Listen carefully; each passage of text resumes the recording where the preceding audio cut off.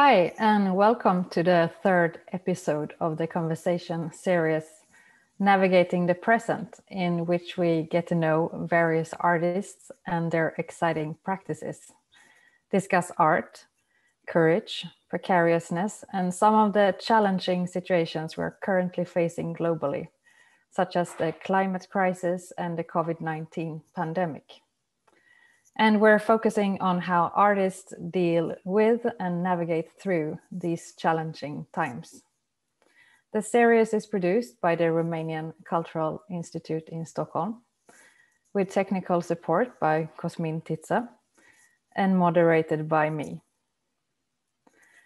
I'm Sara Rossling, and I'm pleased to have the artist duo ANCA BENERA and Arnold Estefán as my guests tonight, and whose video, No Shelter from the Storm, we saw a small excerpt from as a teaser to this talk. Welcome, ANCA and Arnold. So nice to have you here.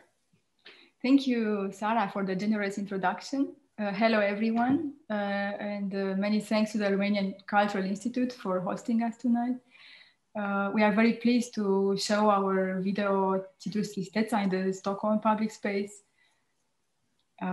Very pleased to meet all of you tonight and share with you a few thoughts and works that we are currently working on the moment. And I will very soon introduce you, but first I will mention for our audience that this talk will be recorded and that it will last for about an hour. And tonight, as ANCA started to tell you about, we will begin with a lecture performance for about 25 minutes, in which the artists will present their practice by showing some excerpts of their work, research and thoughts. And after that, we will have a conversation for about half an hour. And at the end of that, the audience can pose questions by writing these in the live stream feed. And feel free to write them at any time. So let me introduce ANCA BENERA and Arnold Estefán, an artist duo who has worked together since 2011. In their practice, they are developing a multi-layered research-based artistic practice, operating at the intersections of geohistories and environmental politics. Their recent projects investigate the phenomenon of man-made landscapes around the world, where the making and marking of landscapes go hand in hand with an intense state violence and over-exploitation of resources. ANCA BENERA and Arnold Estefán have exhibited their work internationally in such venues such as the Migros Museum in Zurich, the Talbot Rice Gallery in Edinburgh, Museum in Marseille, MUMOC in Vienna, the Jewish Museum in New York, at the 13th Istanbul Biennial, at Palais de Tokyo in Paris, at Konstväxlingar, the MAC in Belfast, and Transit in Bucharest, to name but a few. And as you said, ANCA, you're also currently showing your video, Citrus Tristeza, in the subway in Stockholm, in Skanstull station. And it's part of Region Stockholm's project Konstväxlingar and the video art program Entangled Tales that I've curated for Art Platform. And the video is running from 1st of April to the 30th of June. So now I leave the word to you, ANCA and Arnold, to begin your lecture performance. Thank you very much for your introduction. And thank you for everybody for joining us tonight. For those who don't know our practice, we want to give you a brief introduction, outlining some aspects of our current research topics, and then we'll jump directly into the short presentation. I'm hoping this will open a further conversation later on. In general terms, as Sara said, that we are interested in subjects revolve around land use, extractivism, and environmental damage, from clear-cutting forests to military infrastructure, and or debris left behind by human progress in general. And these traces of destruction, sometimes visible, like rubble of war, or invisible, such as contaminated sand particles, are forming the yet unnamed stratum of the Earth crust, a suprastratum of the lithosphere. We name it debris sphere, the sphere of debris. And we coined this term as an umbrella concept for a series of projects we have been developing in the recent years. And now we would like to share our... some images to make it more visually our project. Just to put in full screen. And I hope it will work. No. I do it again because we happened. Sorry for the technical issue. It's an unknown thing that, okay. I think it works. Yes, we will start with the connection between the video what you just saw and with this leaf collection.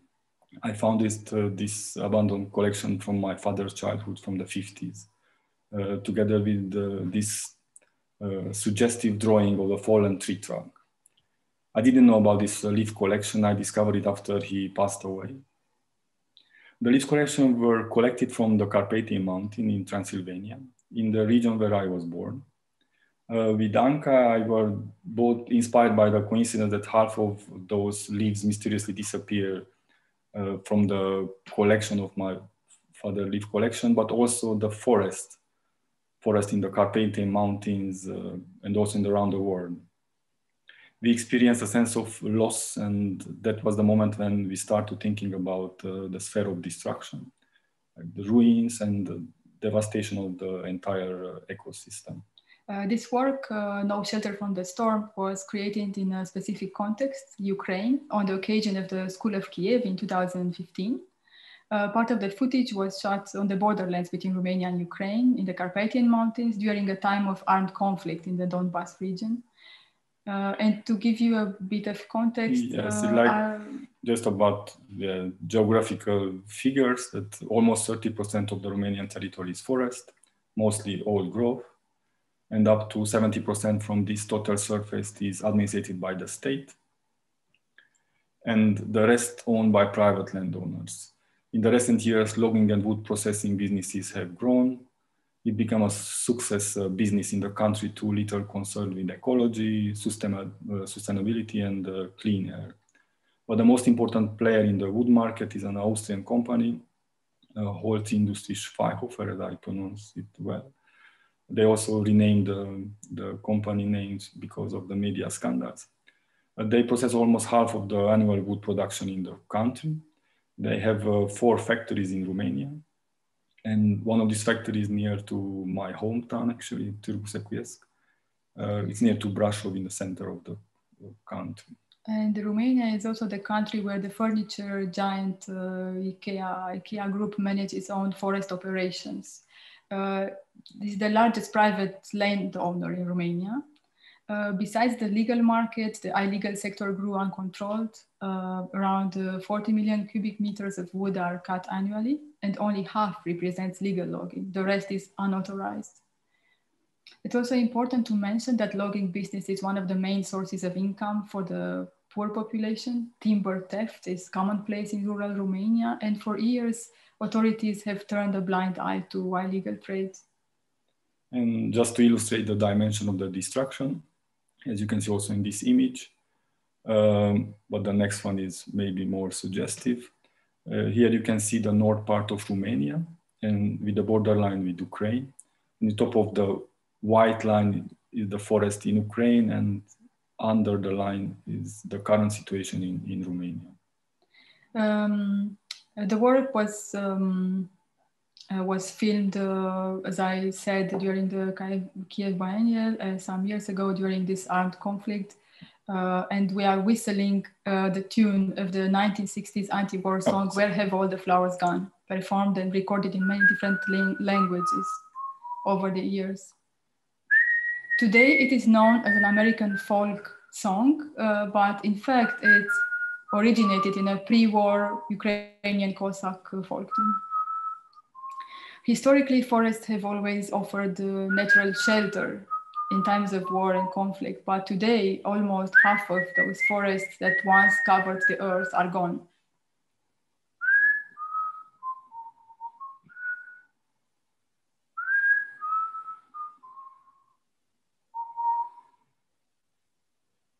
One of the side effects of deforestation is the erosion of the soil and the desertification of the agricultural land.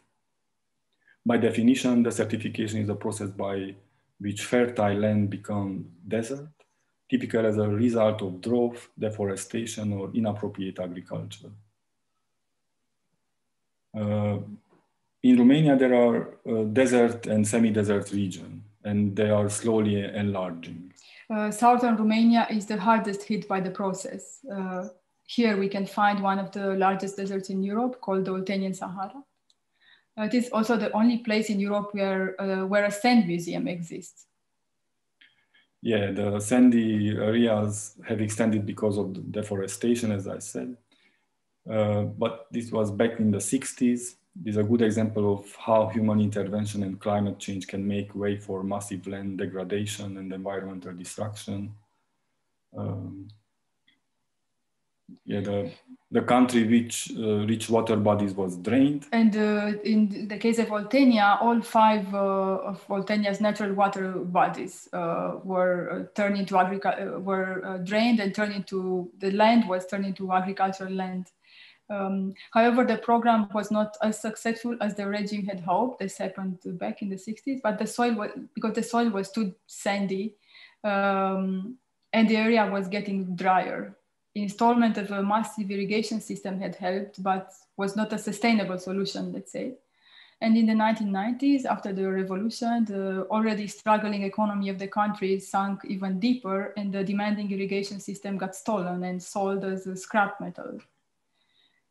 Increasing temperatures today and the frequent droughts characteristic of climate change were the perfect storm for desertification. Yeah, only in the recent year, the Romanian government has introduced a tree planting project to prevent further desertification and to rehabilitate the desert. But also local initiatives are taking part in this. But in the climate that is only expected to get warmer, much more needs to be done to stop the spread of the Romanian Sahara and to prevent other regions from suffering the same fate. Recently, some agro specialists start to test new exotic species designed to work on a sandy soil. Given the climate changes increasingly evident in the recent years, capitalizing the new climate condition by cultivating some species of fruit that love heat, light, and drought, such as the olive, northern banana, or the kiwi. Yeah. This is actually the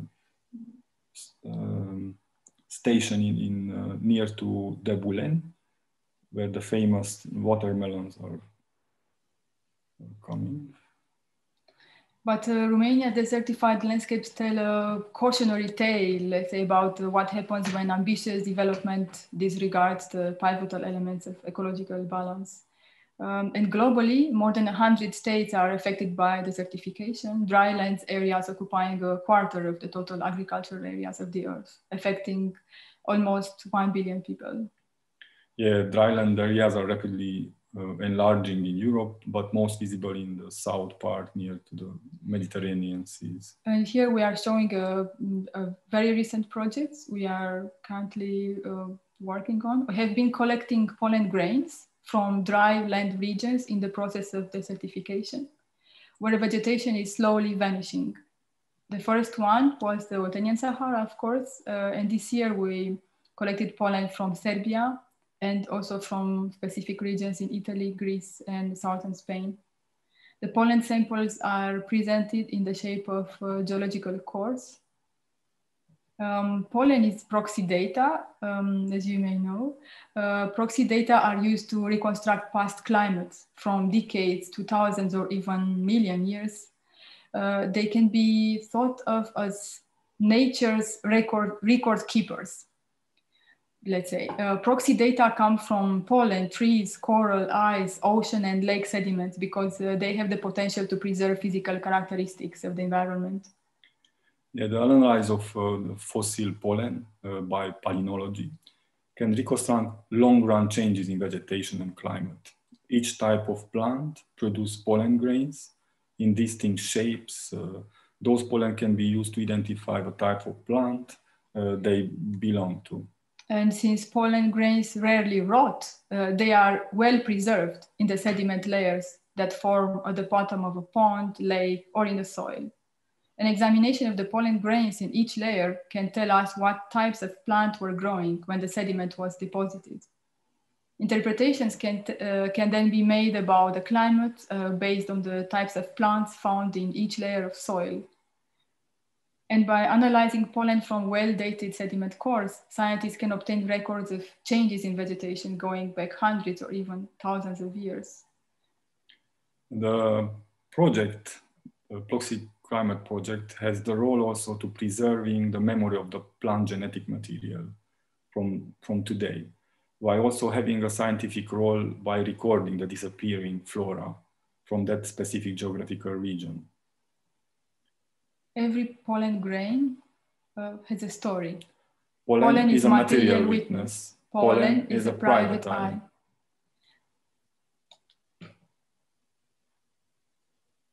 Every sand grain has a story. Sand is material witness. Sand is minuscule and infinite. It constantly migrates in a never-ending performance by virtue of its size, born to be transported by gravity, rivers, waves, ocean currents, winds, shape-shifting into ever-changing landscapes. As sand is carried along by wind, each process imprints a different record, a texture on the surface of the grains. Every sand grain tells the story of its origins, and every sand grain is an individual. Families of sand grain from the same place tend to show the same features, kind of common genetic history.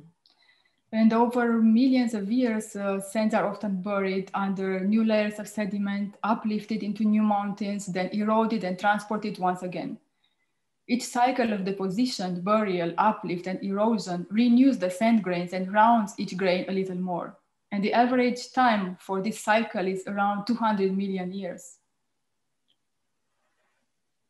In 6 June 1944, the Allied troops began the assault of Normandy in northwest France. It became a turning point of the Second World War, an invasion long planned and known as Overlord. More than 5,000 ships and 30,000 airplanes, the largest invasion armada in history, supported the soldier on the ground.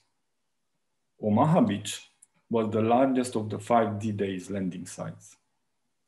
Bound and each end by rocky cliffs, is a gentle sloping tidal area on average about 300 meters between low and high water marks.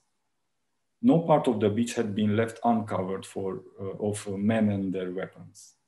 Very little went as originally planned for the Allies. Clouds obscured the beach, most of the landing craft missed their targets, many of them never reached the beach at all.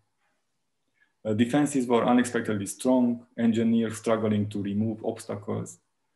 The waters offshore and the beaches were heavily mined. And today, the sand at the beaches of Normandy still contains about 4% of the leftovers of bombs and other metallic remains that were used during this military operation. When seen up closely, the tiny pieces of shrapnel and microscopic iron beds survive as magnetic sand. Samples of war debris in the sand particles were analyzed in the lab, all while filming and photographing the process with a macro lens. We noticed that those tiny sand particles were landscapes of their own, micro-monuments invisible to the naked eye. The film shows the gradual emergence of the metallic particles from sand. The particles are actors, moving according to a predefined choreographic score. When watching the film, you can see the scores drawn on the surface of the laboratory table. Yeah, we create kind of small-scale environment for experimentation, a laboratory unbound between our studio and the exhibition space. Since the splitting of the atom, the technosphere has transformed our planet in a space of experimentation. It became rather a test site. The shrapnel and the bomb debris from the Normandy landings from June 1944 survives in Omaha Beach Sand for 80 plus years. It is uncertain for how long these particles will remain, but iron alone can probably survive beach abrasion for hundreds of thousands of years. And 1 year before Normandy landings in 1943, another landing was about to change the world history, Operation Husky, a major campaign in which the Allies took the island of Sicily from the Axis powers. Their intention was to divert German divisions from the northwest coast of France, where the Allies had planned to attack. This brings us to the next work. Yeah, to Sicily. Sicily is the largest island on the Mediterranean Sea. It has a rich history. It is an agriculture engine, known for export of fresh fruits and vegetables that has for many years been reliant on migrant labor. And Sicily is one of the main destinations for Romanians, the largest group of agriculture workers in Italy. Most of them work in the vegetable and fruits greenhouses without an employment contract, undocumented. They are the workers of the European Union's periphery with no rights and no labor protection. They work in the lemon groves. We met some of them in the Palermo market.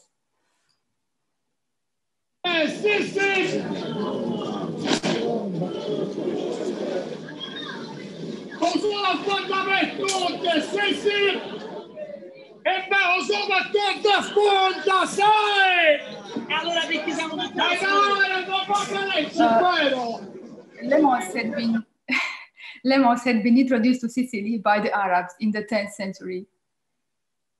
The origins of the lemons is unknown.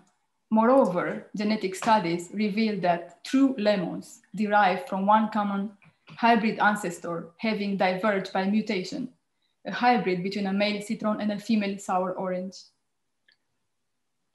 Economists and historians are connecting the early rise of organized crime in Sicily with the citrus trade.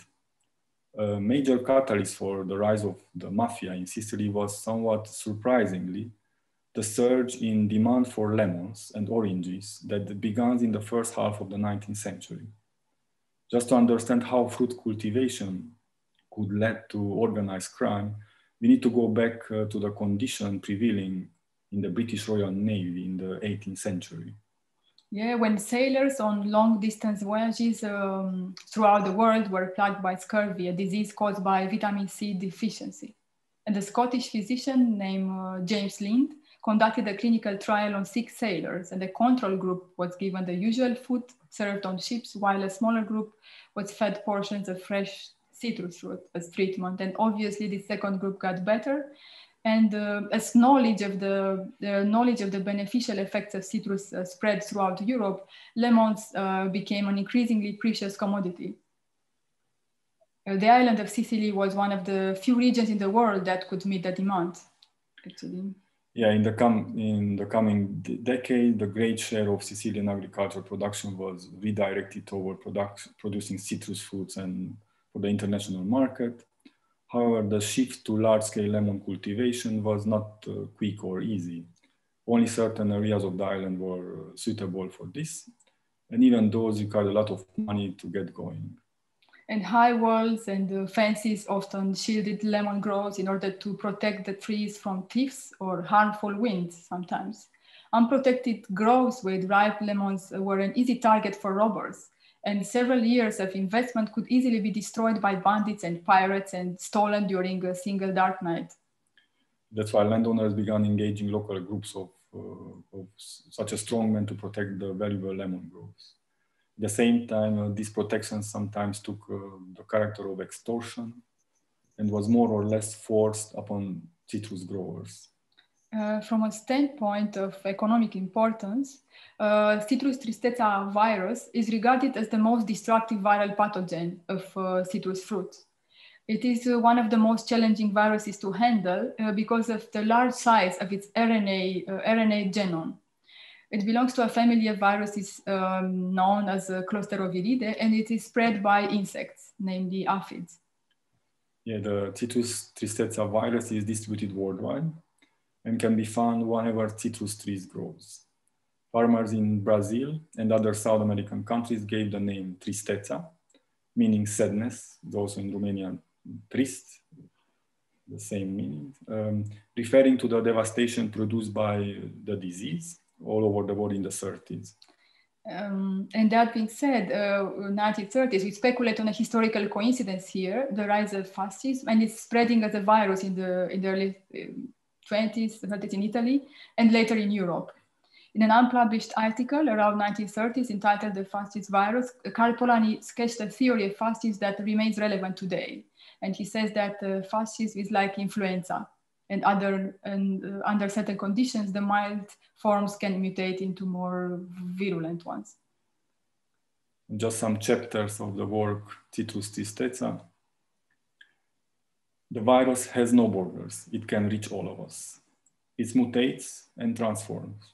It changes appearance. It is multiform. It is silent. We rather ignore it, don't talk about it, and thus it acts undisturbed. During quiet times, it remains latent. In these latent forms, it gave us the false sense of security.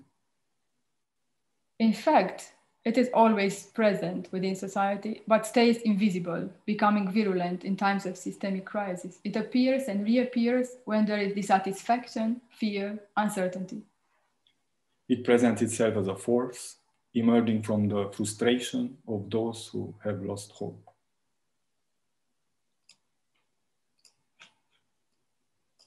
This was just some fragments from the work Citrus Tristeza. We will finish with this slide, our short presentation. If somebody curious to see the film, you can just enter in our webpage. Or they can go to Stockholm. Or you can see it in Stockholm in the subway station. Shall we can stop the share? Thank you so much for this captivating presentation that guided us through some of your work and unfolded various layers and around your work and their existence, making visible some of our time's most critical issues, I think, such as climate change and labor force and the impact of wars and viruses, and perhaps most of all, us humans in these contexts as well. So as the title of this conversation suggests, the world is bound by secret knots that you have formulated, reflects somehow your practice in which you orientate around various knots or layers of information that you're untangling somehow. And in a mix between science and speculation, you reveal one layer after another, and one layer leads to another layer, and so forth. So what would you say characterizes these knots when it comes to content and structure? And when do you know you have found something that you want to dig deeper into? Thank you for this question. We may say that these knots find us most of the time. They find us simply by reading the news sometimes, or traveling, or reading a book, and we can compare the research process because we have a research-based practice with a knitting practice or crochet. If you know how the crochet works, you know it's very abstract. You have just a thread, in our case a story, a fact, and then it's just a work of the imagination, how you build something from an abstraction. And it's been always fascinating. I was always fascinated by knitting or crochet and the meshwork that when everything tangles with everything else. And going back to your question, this is the moment when we know we got something, when the pattern becomes visible. But it's a very deep research process, and we accumulate a lot of information, putting together things, trying things, and we don't know if we find the right connection or not, but we try to rephrase existing ones or just creating new perspective from existing information, existing facts. But you can find it also in the world. It's not, it just could be a reframing. We are not searching knots, but recreating ones, maybe. Yeah, the crochet. And patterns, perhaps. And there's something about this, if I call it patterning instinct, through which you identify these complicated knots or working to resolve them. And I think it resonates quite much with our human culture somehow, that we strive to identify ourselves in a larger web of meaning and make sense of the world, to connect things and so forth. So what motivates you as artists to continue do what you do? Art, like nature, it's a web of relations and contamination. It's a place when we must act collectively, a place of sharing. And what is totally wrong, we see sometimes with art, is that this very idea of the artist, it's constituted as inseparable from individualism. This was also the moment when we decided to be one, to work together. And also we like the fact that art senses things before they become palpable in society. And this is a motivation for us to activate our response abilities, let's say, and continue working, exploring. And yeah, the Citrus Tristeza piece is also a good example that we did this work in 2018 without knowing anything about the current pandemic. And yeah, we somehow believe on the idea to not to reveal, but just to to have that extra sense to feel the world from totally different angle, or to just to foresee something that could be relevant for the future. But how do you look at this work now, Citrus Tristeza, when we have lived for more than 1 year with the coronavirus pandemic, and also witnessed more controlled societies as effects of it? Yeah, somehow we don't want to change the subject to move on to discussing about the coronavirus, because I think it's over discussed, of course. Yeah. But I want to mention that this connection with the fascists for us is becoming more relevant, and how the conditions are becoming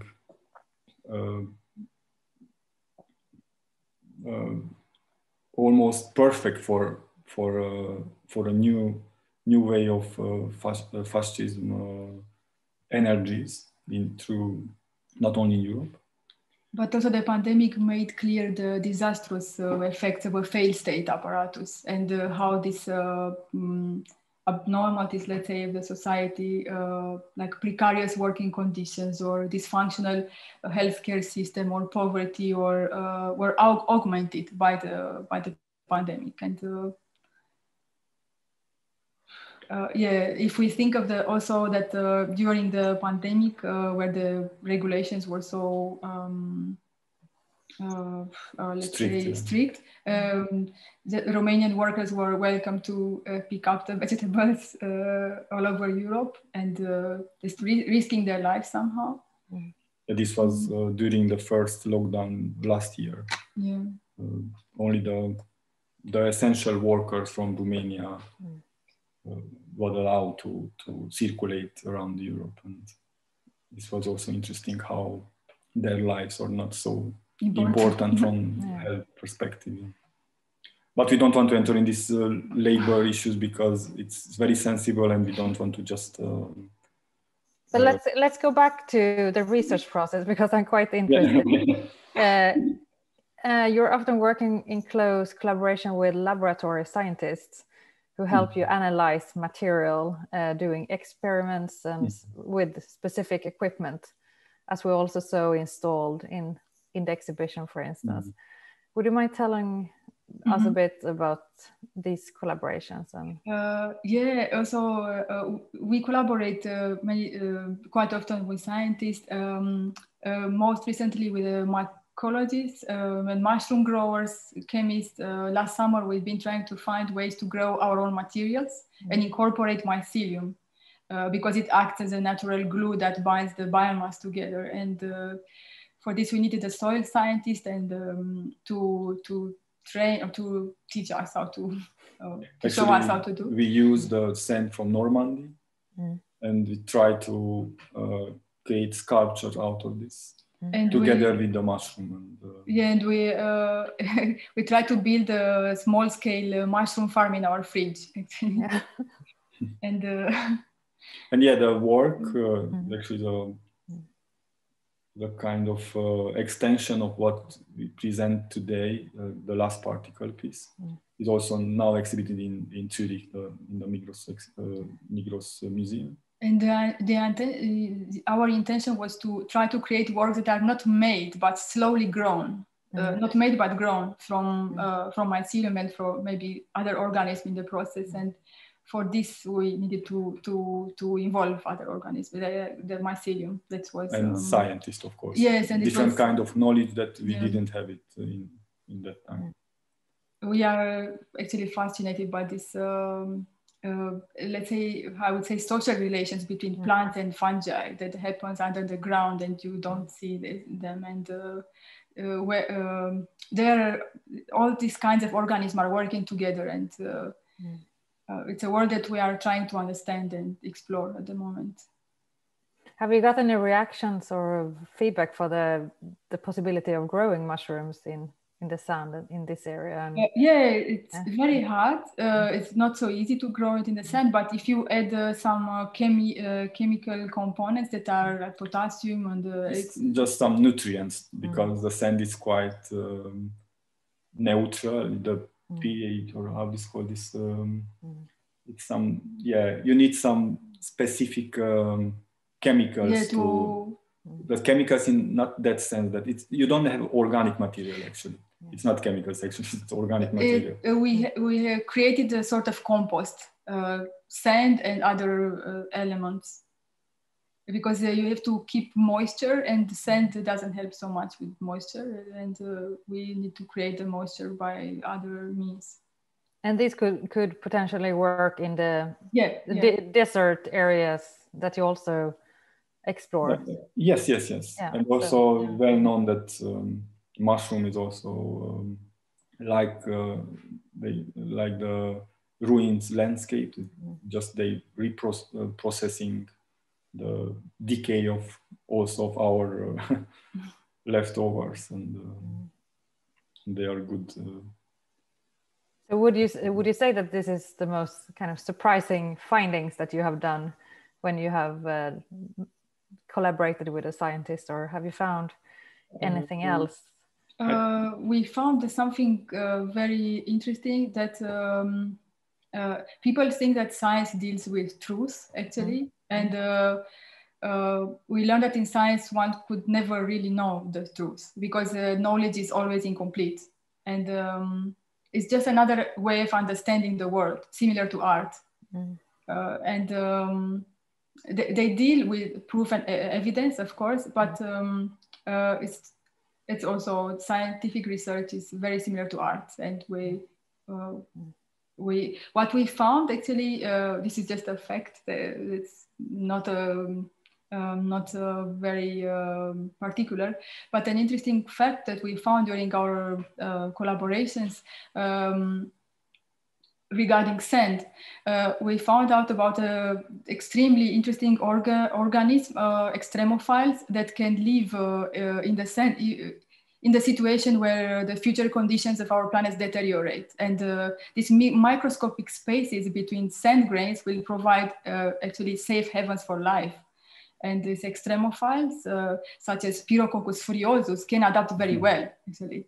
Pyrococcus furiosus thrives in boiling water. It requires no oxygen and incorporates the metal tungsten in its metabolism. So near to volcanoes and underwater. could also in the Mars. It could be also deep sea vents and in plates, in tectonic plates, in these plates that are producing superheated toxic environments and weird metabolism. It's not difficult to imagine Pyrococcus representing the last form of life on Earth, let's say, or thriving today deep in the sands of Mars. Yeah, we are creating the perfect condition for them. Yeah, for Pyrococcus, the only life forms that will survive. Yeah, sounds not so hopeful. But in your also like the name, the Pyrococcus furiosus. He's like, also angry about Pyrococcus, actually. It's very sounds nice.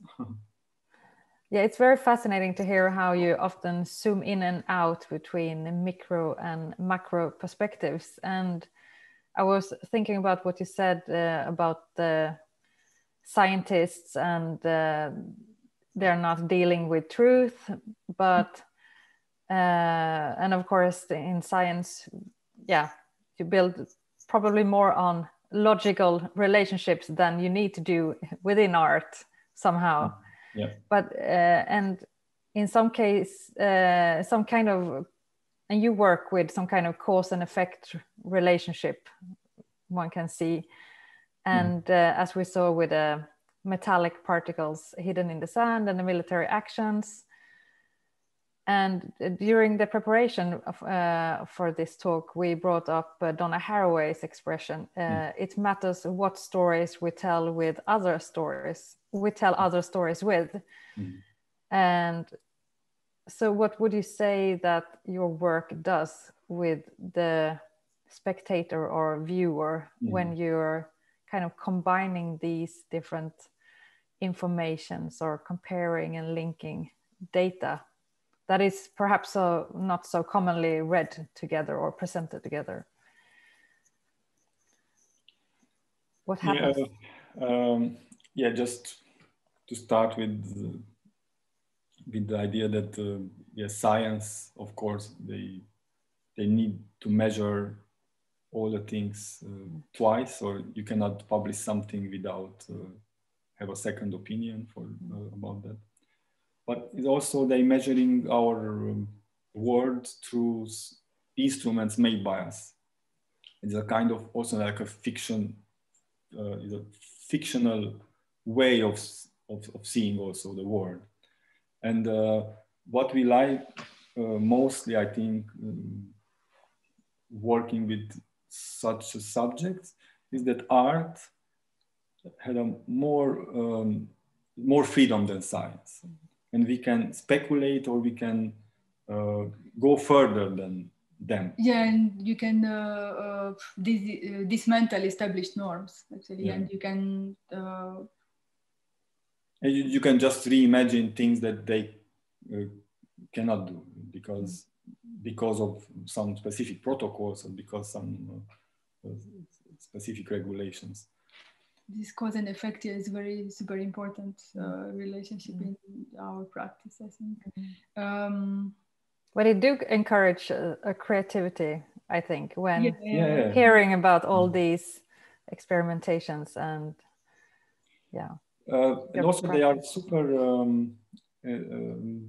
interested to collaborate with artists or from different fields. That this was also a surprising element for us, that for them is a new playground, you know, to open new doors.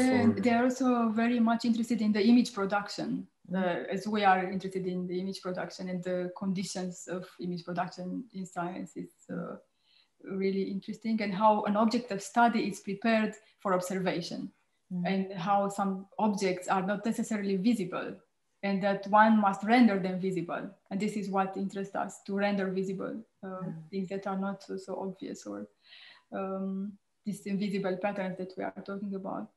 And we choose the microscope because it questions the idea of perceived reality and the idea of image production, of course. It's an instrument of measuring inherently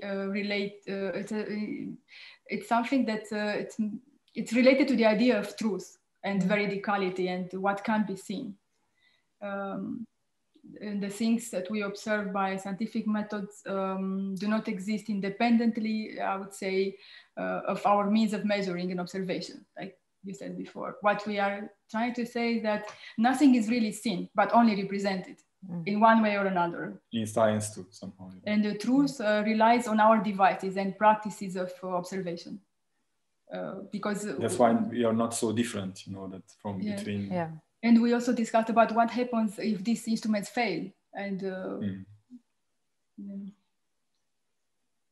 yeah. And it's also a really important question. We are in middle of between telescope and microscope, you know, that our life is between two instruments. That, to understand our being, somehow is. And you also need a microscope to analyze the pollen, I understand. Yes, yes. And but as a we are in the process of to analyze. Yeah. And in your practice, you also mention geohistories or geological pasts. Can you say a bit more about that kind of concept of the geohistory, and perhaps how it is linked to the Anthropocene? And yeah, I think we mentioned in our discussion a book we are currently reading, but it's not, we don't know where it leads in the end, but it mentions, it starts from the idea of the Anthropocene. It's Achille Membe, and he starts from the idea of the Anthropocene, that if the Anthropocene is it's created by, we are shaping the earth. We as humans are shaping the earth. That means our history, we are a geological force, Anthropocene. That means history becomes geohistory. And we should regard history, and including the history of power, as a set of, we should see it through fissures and crackles and like a geological texture, let's say, with all these contradictions and yeah, but regarding to the Anthropocene, that somehow we have a lot of papers or a lot of books against Anthropocene, like T.J. Demos or Donna Haraway, putting that maybe the Capitalocene or Chulucene could be a better proposition than Anthropocene. And we don't want to showing or illustrating the Anthropocene at all, because I think it's more complicated than we cannot simplify in this way. And that's why actually our works start to analyze deeper than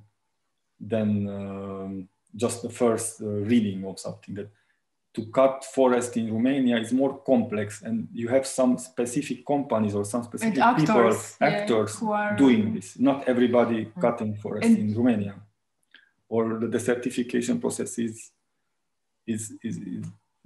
again the mining, something, the fracking, or the fracking. It's everything.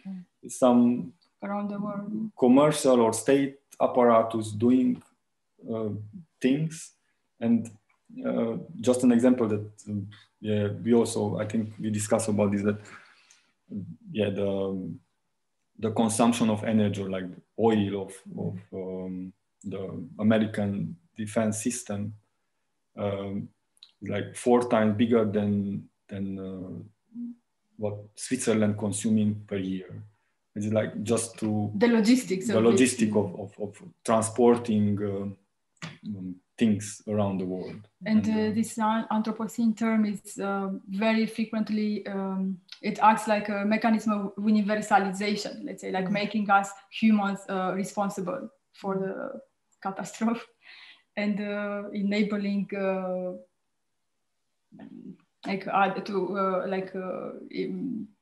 this apparatus that Arnold was talking about, to deny responsibility for the impacts of the climate change, and effectively obscuring in this way the accountability behind the eco-catastrophe, and making us all complicit in this destructive project.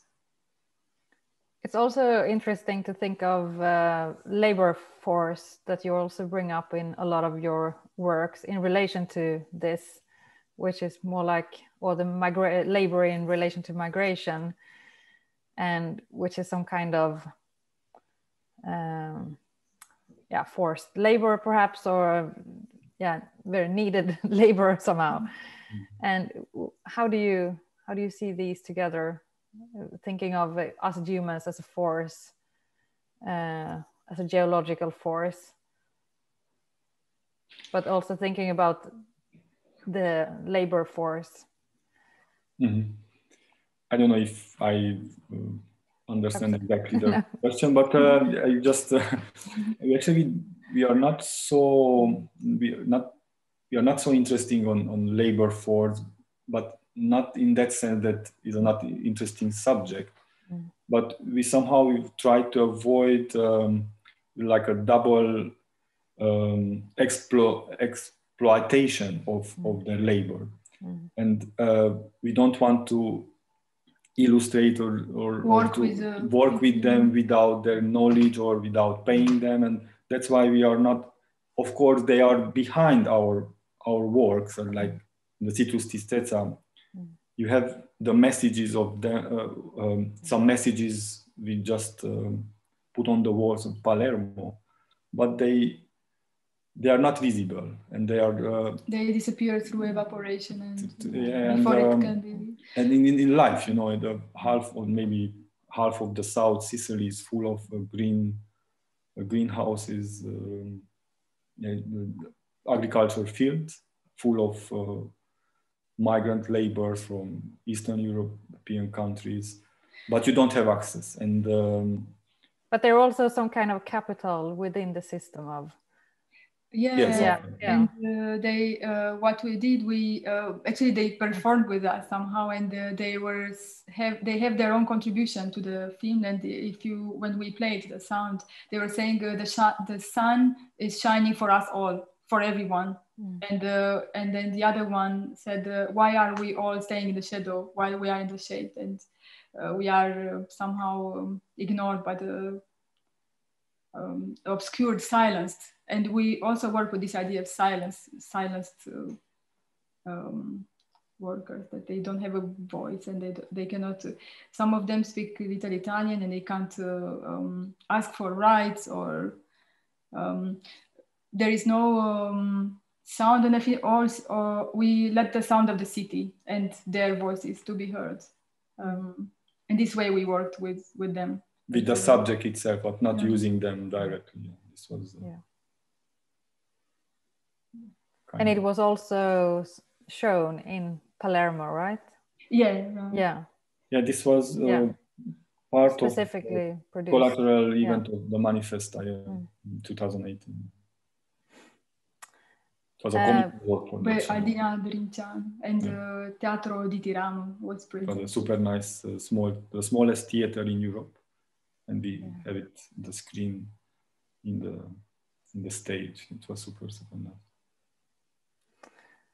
So I'm just curious, because we're almost we're approaching 8 o'clock, and I'm curious to know, despite the ongoing pandemic, you have exhibited several times during the last year, but how have you handled your work and participation in exhibitions when you cannot be on site physically, and how have you dealt with your research also, which is also quite site specific? Can you? It was not simple at all, because for us this was a quite important part of our work process, to travel, to go to residencies, to make research trips around Europe mostly, and all these things just disappear overnight, of course, but not for us, for everybody. And but of course we adapt to new conditions. The changes that you have to under these circumstances, you have to send a manual, and a very long one, very detailed. We just learned to make manuals for our works for installing and disinstalling. And this was a new thing for us. When you work with space, it's super complicated. But then we adapt it very easily, and we try to use this time to go deeper into subjects that we could read, or just adapt the work, not to be so site specific, but more. For instance, we work with right now for the maybe I should not say it because the exhibition is not open, but we work with a subject that is you cannot go there to do research because it's the deep ocean, the deep sea ocean, the deep sea, and some mining sites in the deep ocean. And yeah, of course, they are doing that kind of activity because you don't have access to document it. It's like either satellite images, either small cameras cannot document any kind of activities there, you know. And this will be a kind of last playground. Frontiers or the latest playground for multinational mining companies. And we speculate on this subject, creating a sculptural piece, but it actually will be a 3D print, and they printing out locally in Edinburgh. And also we create a series of drawings using some specific materials related also with the pandemic, because we use we work with the deep sea vents, you know, this where they discovered that the origins of life is in the deep sea vents, and there is an enzyme they use today for the PCR test produced by these enzymes, DNA polymerase, and we did some paintings with this liquid. We use it as instead of water, we use this polymerase. Yeah, and we compare this origins of life with the idea of the deep sea vent with the Tower of Babel. It's a like a hybrid sculpture. Yeah, it is a story about an attempt to create a common knowledge on the one hand, and this idea of the last uncharted territory on Earth, and that is now in danger of being exploited. But it's also opening up new kind of relationship with institutions. It's like we have a lot of time to chat, to discuss, to change ideas, informations. And before the pandemic, we didn't have this chance, you know, that to have this amount of time to stay and discuss commission project, you know. And it's everything, you know. It's good part and bad part, but we adapt somehow. It was not something. So is this some of the learnings you would say that you have encountered through the pandemic? Yeah, I think the most difficult part is if you work with materials, certain materials, if you are not there and you cannot touch it, you know, to see the texture or these kind of things are the most difficult. But the rest, or to see the space properly, and you can see it only through a camera or the phone or images. It's not the same, but these are just details because we don't work with aesthetics so much, so.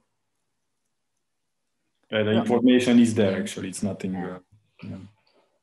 But also in relation to your latest project that you described about the seabed and the deep ocean and the difficulties in accessing information and so forth, are you looking for other collaborators than scientists, perhaps, to access this information? Or in this case, it was just public information, but a lot of public information means that what we find on internet, academic papers, but they are so eager to